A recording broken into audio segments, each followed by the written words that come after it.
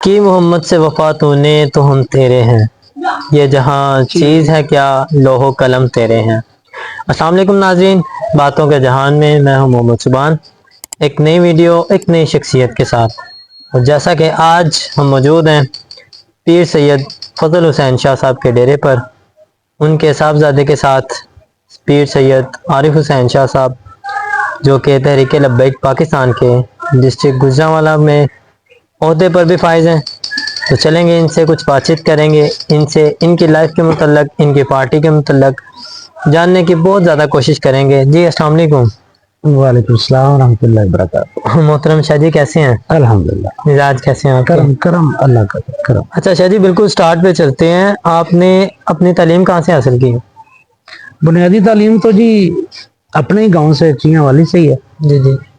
اور پھر مزید تعلیم کے لیے پھر گاؤں سے باہر ہے، کالج ڈگری کالج ہے، گورنمنٹ ڈگری کالج کاموں کی، یہ ہمارے ساتھ ہی سٹی پڑتا ہے، پھر وہاں پہ جاری رہا۔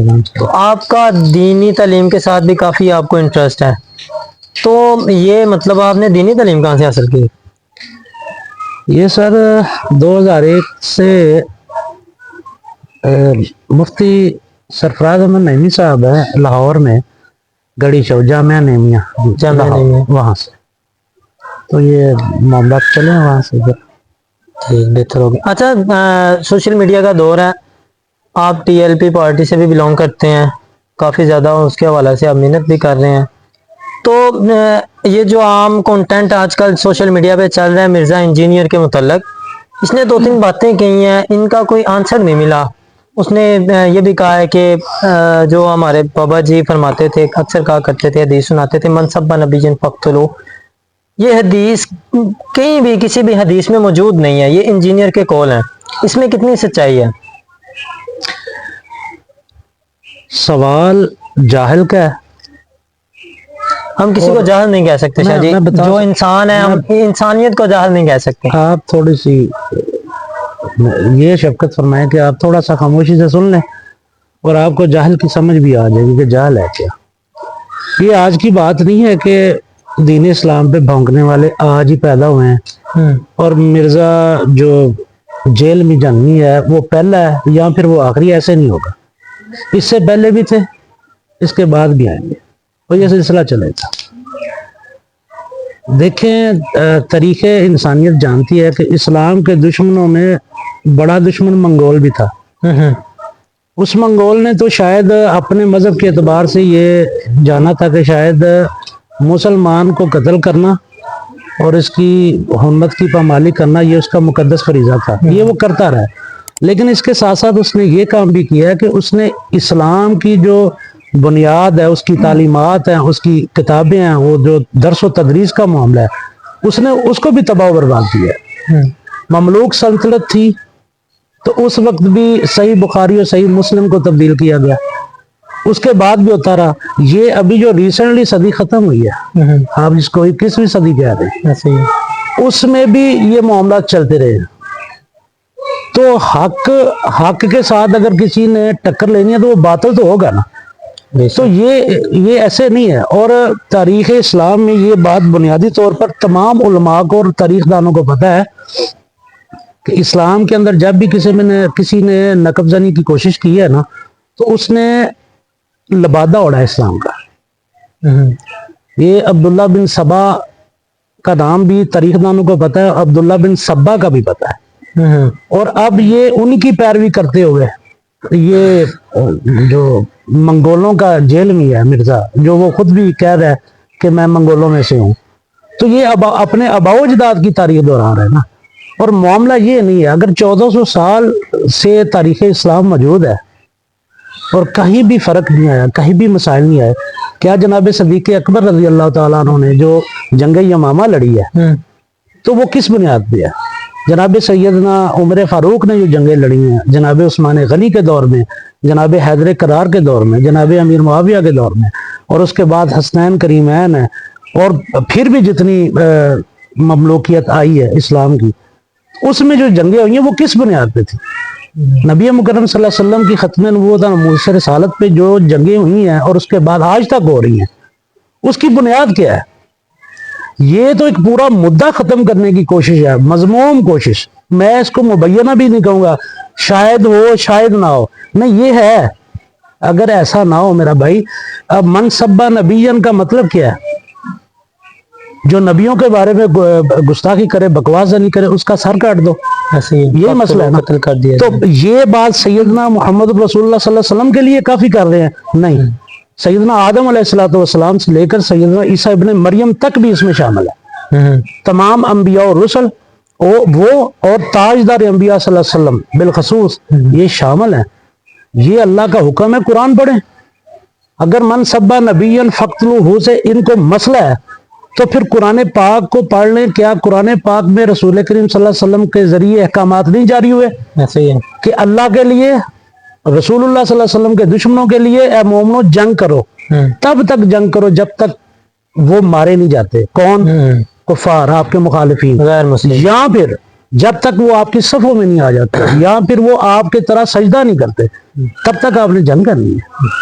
تو یہ تو قرآن کریم کی مخالفت سیدھی سیدھی ہو رہی ہے. آپ یہاں پہ حدیث بھی بات کی. یہ دیکھیں، آپ نے ابھی بولا کہ وہ منگولوں میں سے ہے، مرزا انجینئر. یہ تو اس کا خود کا کہنا ہے. چلے مان لیا، ہم نے تھوڑا اس کا شجرہ پڑھا ہے. اچھا جی، دیکھیں مان لیا یہ اس کا خود کا کہنا ہے.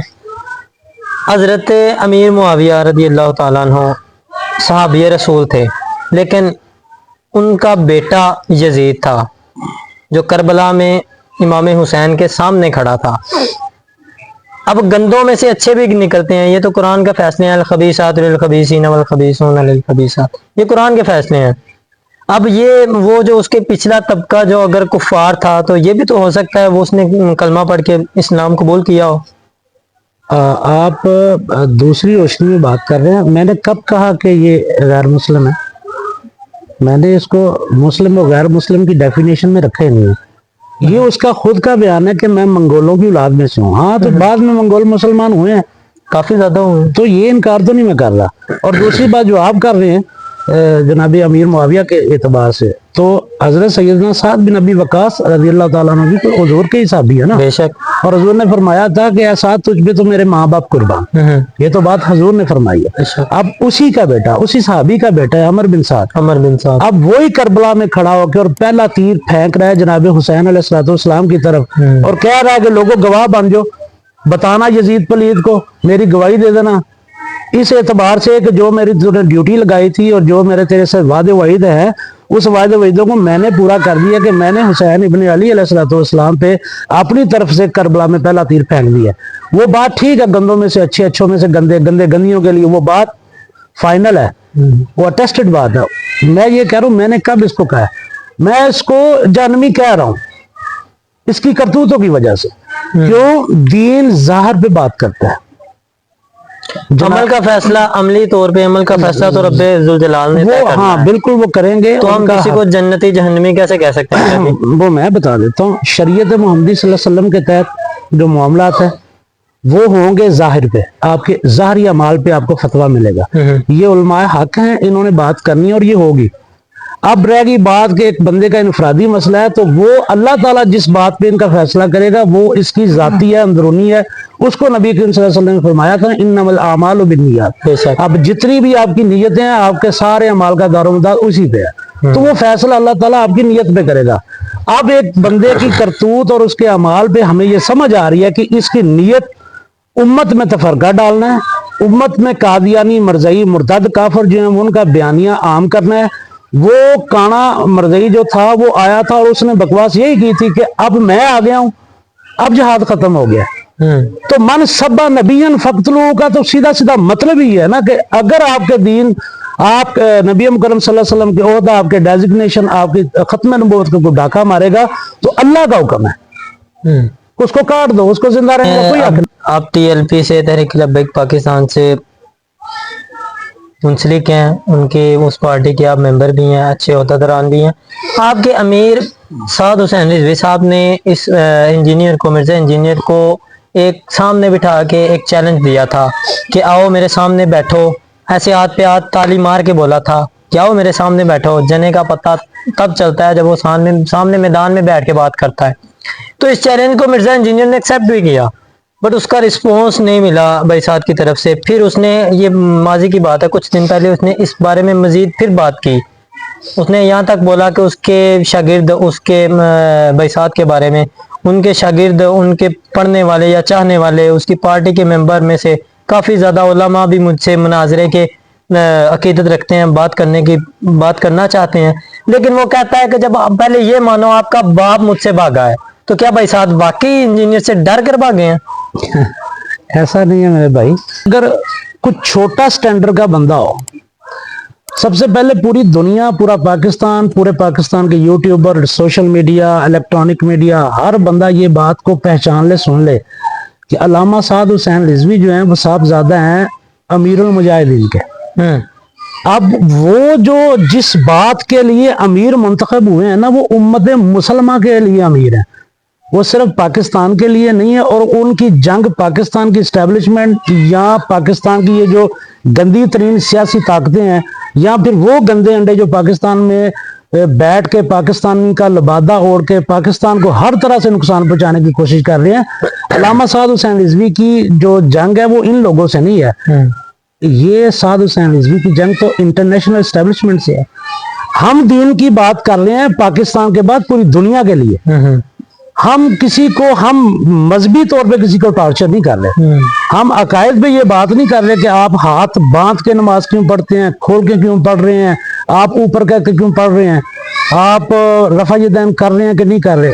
हमारी बात दीन इस्लाम के लिए है। हम बैनुल मज़ाहिब को उस तरीके से प्रमोट नहीं कर रहे जिस तरह वो गंदे उलमा जो 10-10, 20 लाख या जमीनों के लिए इस अशराफिया के नीचे पड़े हुए हैं।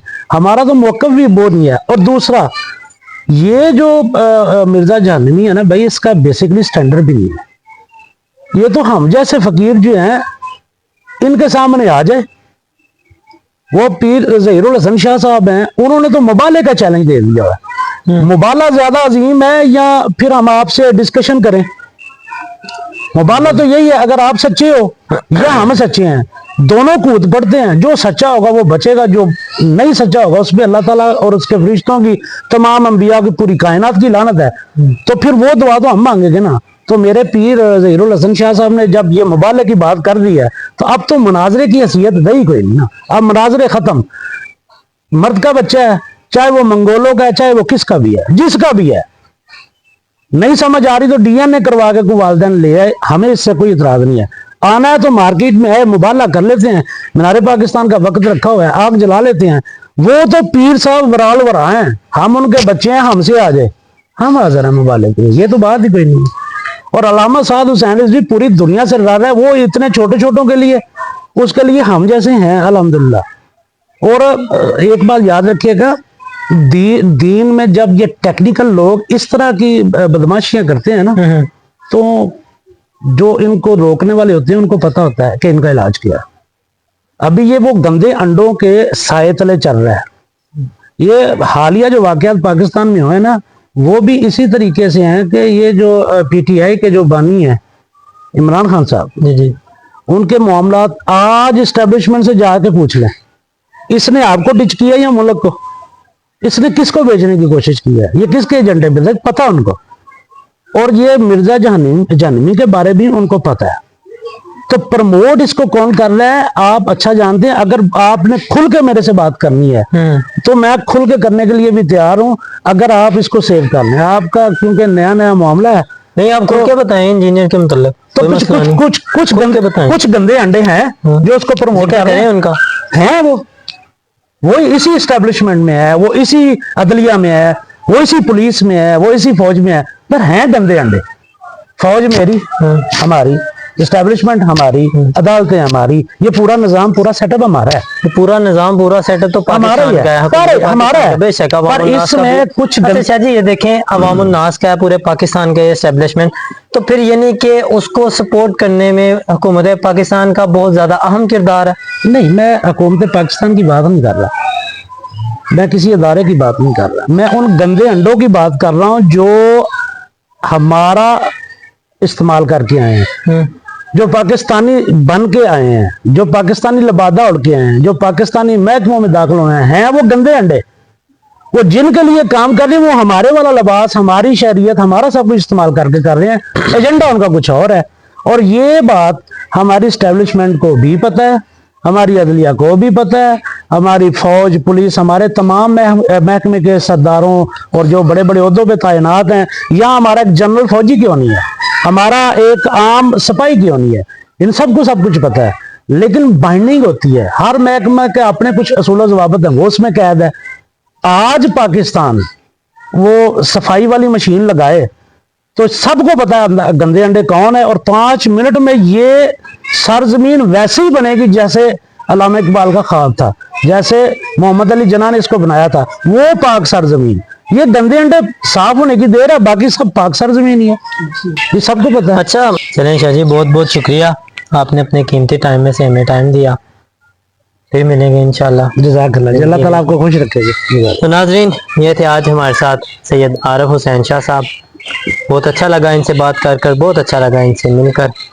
ملیں گے ایک اگلی ویڈیو میں ایک اگلی شخصیت کے ساتھ. تب تک کے لیے اجازت چاہوں گا. وہ کیمرہ مین واسف علی کے ساتھ میں ہوں محمد سبحان. پاکستان زندہ باد.